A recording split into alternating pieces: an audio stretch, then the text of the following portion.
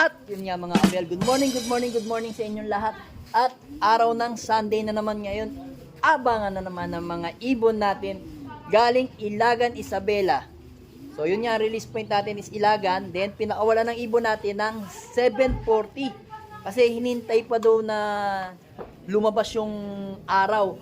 Pero mga abel ngayon, meron nang nag-clock ngayon sa magalang 1.4 ang speed.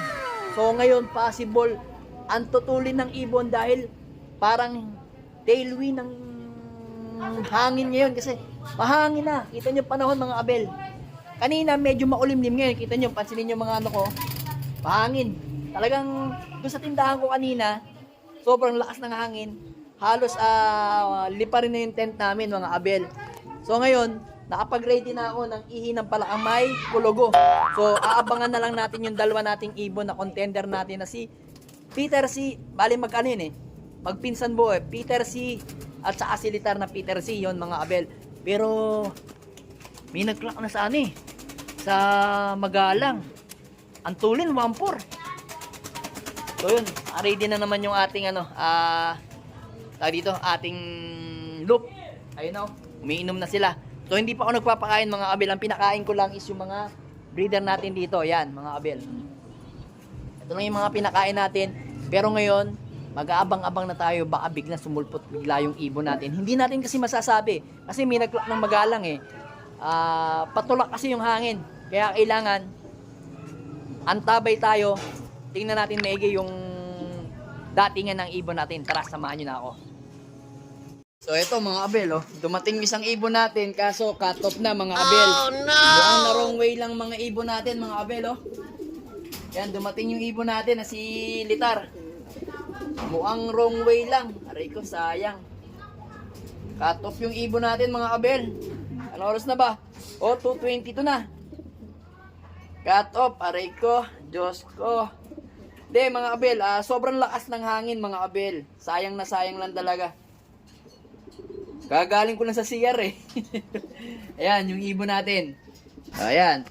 Sayang kita nyo ng mga abel parang hindi naman pagod na pagod yung ibon natin Paglabas ko nandito na siya Kasi ang cut off natin 155. Ayan.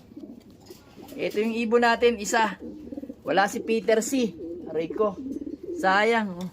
Palit ko yung dalawa. Lipat ka. Hindi ko na ito ikaklak mga abel. Wala. Kung ikaklak ko yan, sayang yan. Ayan. Sigurado nasa 600 plus na lang speed niyan. Sayang na sayang Pero matibay na ibon. Kahit malakas yung hangin. Nakalusot siya. Malamang mga abel, wrong way yung ibon natin. Kasi alam ko marami ding hindi nagpauwing ibon ngayon. Kaya hindi tayo sinuwerte ngayong pauwian. Pero kahit pa paano naman mga abel, nakalaban to sa patibayan namin sa area patibayan. Kaya pwede pa ikarga to ng last two laps sa Santa Ana at saka Aparis at saka Santa Ana pala. Yan. Diyan, malalaman natin yung tibay lalo nito mga abel So ngayon, ang gagawin natin mga abel sa ibon na yan, kasi wala akong dinagdag na vitamins dyan. So ngayon magdo-double dosage na ako. Titingnan natin kung magiging tama yung gagawin natin sa kanya. Pero tingin ko kayang-kaya ng ibon. Talagang lang, mga abel, sobrang lakas lang talaga ng hangin. Hirap na hirap. Swerte nung mga nung tinulak ng hangin. Talagang nakapag-clock sila ng 1.4, 1.4, 1.3. Swerte nila mga abel, mahirap yun. Mahirap yun ginawa ng mga ibon. Talagang nakaya nila yung bugso ng hangin na maaga, mga alas 12 siguro, bago mag alas 11. 11:30 pala, mga nag-clock na. Sayang. Sayang yung ibon natin. Ganun talaga. Talo na naman tayo. Aray ko, bawi tayo next lap mga abel. Ganun talaga. Part of the game yan mga abel. Hindi natin masasabi. Pag nirelease ang ibon natin sa track, hindi natin masasabi. Pero importante niyan, mataas yung homing ability talaga ng Peter natin mga abel. Peter ng Litarian mga abel. So talagang yung isang ibon naman natin na si Peter C is ganito kaliit. Parang ganito kaliit pala. Medyo malaki ng konti lang dito mga abel yan Pero tingin ko darating yan mga abel. Tingin ko uuwi yun. Na wrong way lang talaga. Nahirapan lang mga abel. Kaya ganyan lang talaga. Wala tayong magagawa mga abel. Kaya nga ginawa ko yun. Nagpakawala na ako ng mga ibon natin dyan. Oh. Yan yung mga ibon natin na ano. Na mga pang summer natin. Ayan oh. Oh, ayan. Ganyan talaga mga abel. Bawi tayo next time. Wala tayong magagawa. Wag natin dibdibin ako mga abel. Sanay na tayong gumulong, kaya wala tayong problema dyan. Importante may ikaarga pa tayo. Ayan no. Live pa naman sa Patibayan. Last tulops na lang tayo. Kahit sa Patibayan lang, makaparte ka. Alright na sa akin. So yung iba, ayan mga abel. Oh. Ito nga, oh, kita nyo. Ayan, medyo nagluluha-luha pa yung ibon natin. Oh. Yan yung sinasabi ko sa inyo, nagluluha lang. Pero hindi naman talaga magamaga. Luha lang ng konti. Pero meron na yung ano. Nabigyan na natin yan ng ano, kaya okay na. Mamaya, magaling na sigurado yan. Pero ito sayang no, mga abel no. Sayang na sayang talaga. Ganon talaga ang laban. Gugulong kong tumbling, pero matibay ang ibon. Umuwi ng araw na to. Ganyan talaga. Hindi natin masasabi, pero hanga ako sa ibon na to. Pagka ganito kalalakas yung hangin, talagang iba yung yung malalaki ang katawan, mahaba, talagang nakakaya nila yung hangin. Pero pagka ganito kaliliit, yan, kagaya niyan, at saan yan, minsan talaga, sila yung napapadpad ng hangin, sila yung napapaspas ng hangin sa malalayo. So tingin ko, makakauwi naman si Peter si mga abel. Tingin ko, mamaya tingnan natin, kung makakauwi ng ibon natin mga abel. Talagang alas 2:22 dumating yung ibon natin. Aray ko, hindi na natin kaklak yan. Sayang talaga mga abel. Ganun talaga, wala tayong magagawa. Masakit sa loob.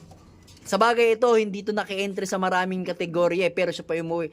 Ang masakit, si Peter C. yung nandito. Kasi si Peter C. naka-entry sa lahat ng kategorya yon.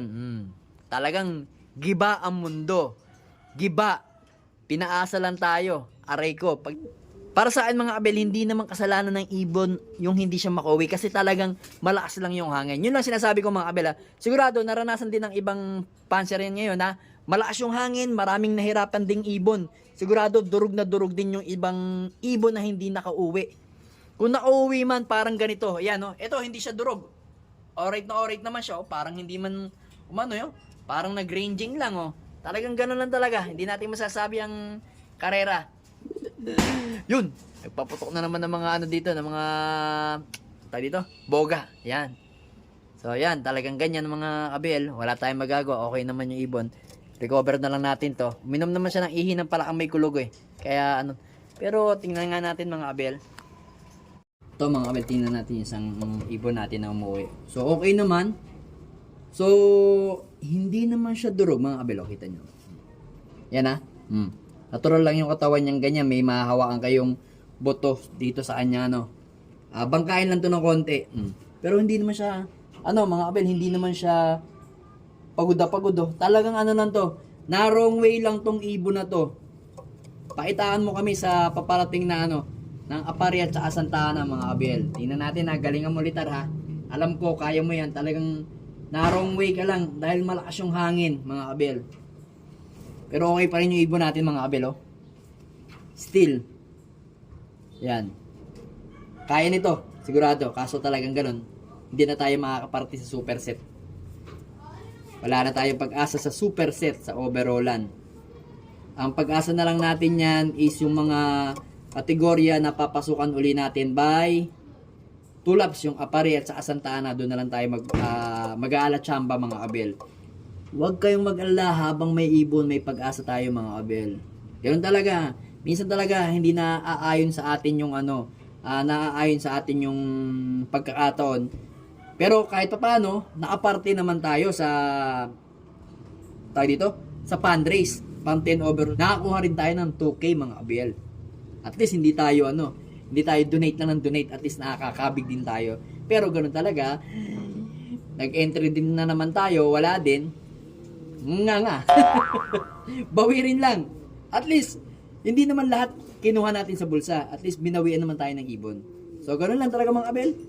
Bawi tayo next time. Alright.